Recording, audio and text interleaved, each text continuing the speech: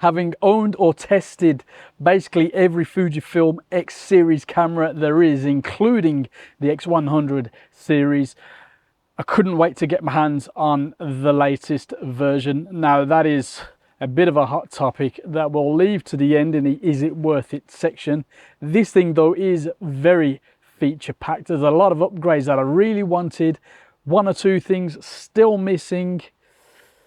I think we just need to have a little look at this thing and then we can chat about it, because it's clearly in Fujifilm world quite a hot topic. So yeah, let's get on with it. Isn't she lovely? As we said before, she's heavier than the previous model, so it's weighing at a 521 grams.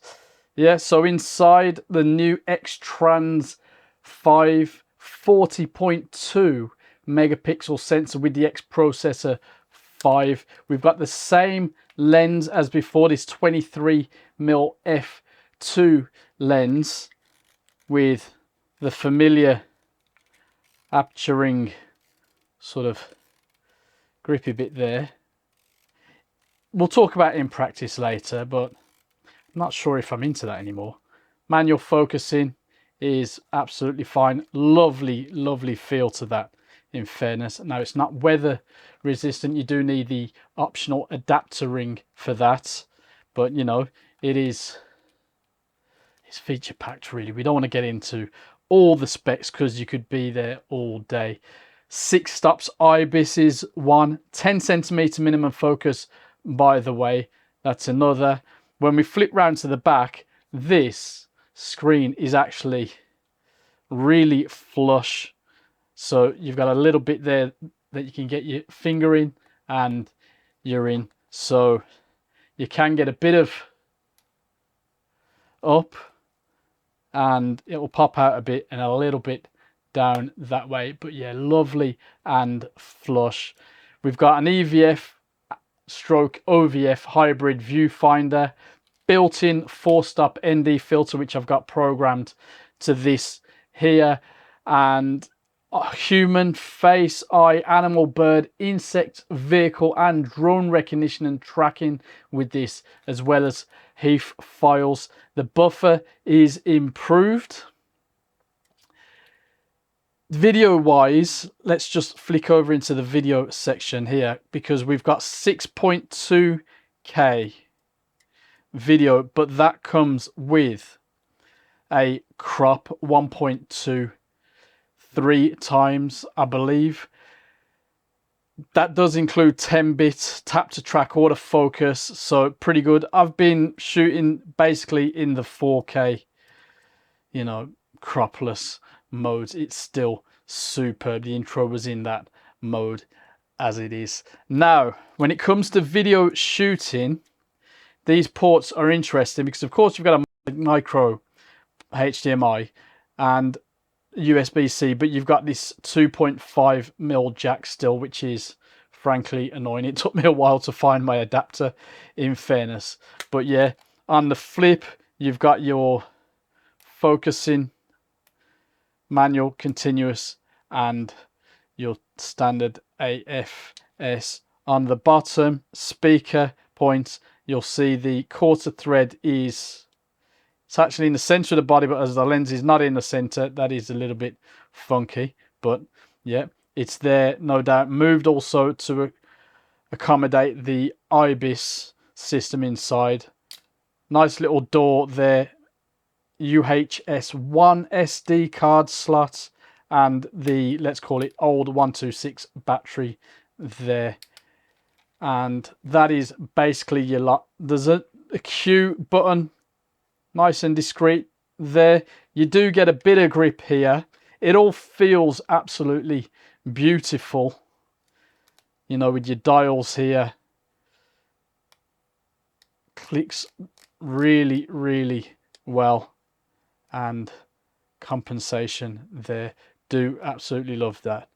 Function buttons just as you need. No D-ring, so we'll see how we get on with that. But you know, that is basically just a little overview. It's a familiar camera to a lot of us now.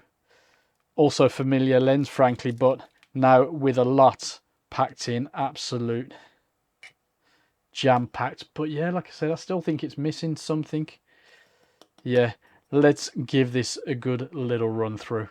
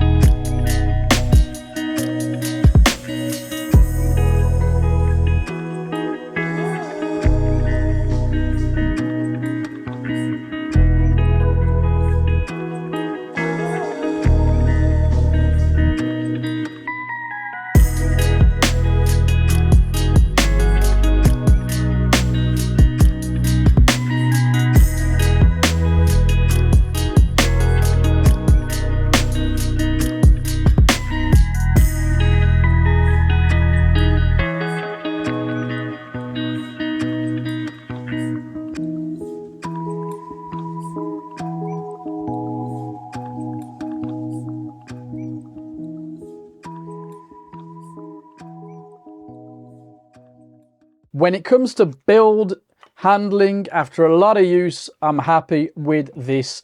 I'm not sure if I'd want to use a grip, but I do like a bit more to hold on to these days. Is it missing the D-pad? I know I called it a D-ring by accident before, but I'm liking the simplicity. Same goes with the screen, even though ultimately I'm a fan of the T100 screen, which seems to have been assigned to history, other than with Sony on their A7R5. This screen, though, is my favorite for still shooting, so I'm happy with it being as it is on this camera. Now, switching into movie mode is a case of hitting a few buttons and turning a dial or two, so I'd like to see a stills / movie switch on this one day. I love the built-in ND filter.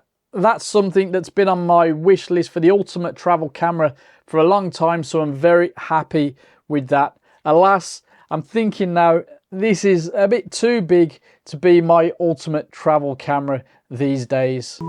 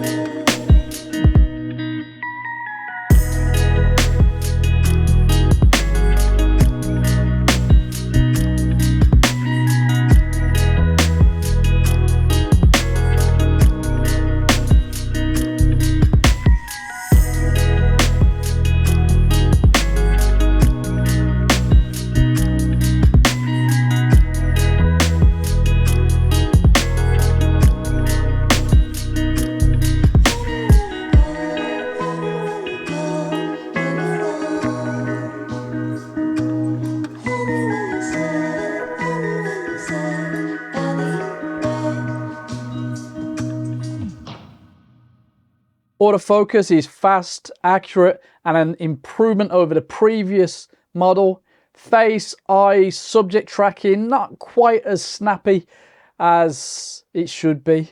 File sizes having increased, of course, and SD capacity still UHS 1, mean more buffering, but most of us aren't going to be shooting that fast with this kind of camera anyway. IBIS, very welcome. Works pretty well, although I expected it to be a bit more forgiving. I'm still not impressed that you can't quickly switch between subjects, only assign face, eye on off, and a function button to turn subject detection on or off, but you're stuck with the subject you've chosen in the menus. There should be a quick function button assignment to flick through the subjects on the go. Video modes, more than capable. Just be aware that anything above standard 4K comes with a crop. Still, I'm seeing very, very nice video straight out of the camera. And yeah, let's just talk about battery life. I'm getting around 700 frames, stills and videos with The occasional image reviewing throughout the day, you know, on coffee and lunch breaks and the like, before I need a change, and that'll do for me.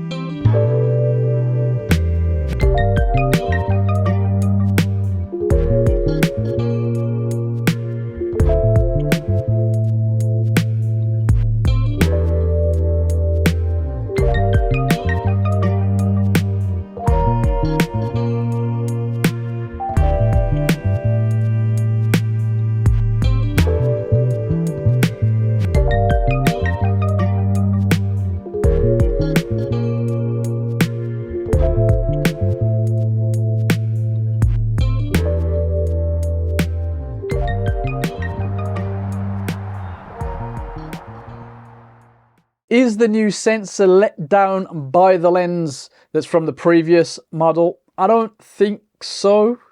We are seeing an improvement in image quality, that's for sure. Even using the digital converter in JPEG mode is more fun than it used to be, thanks to the extra resolution. Sharpness wide open is pretty good. Not so great at the edges. Color rendering is that typical Fujifilm top class beauty, you know.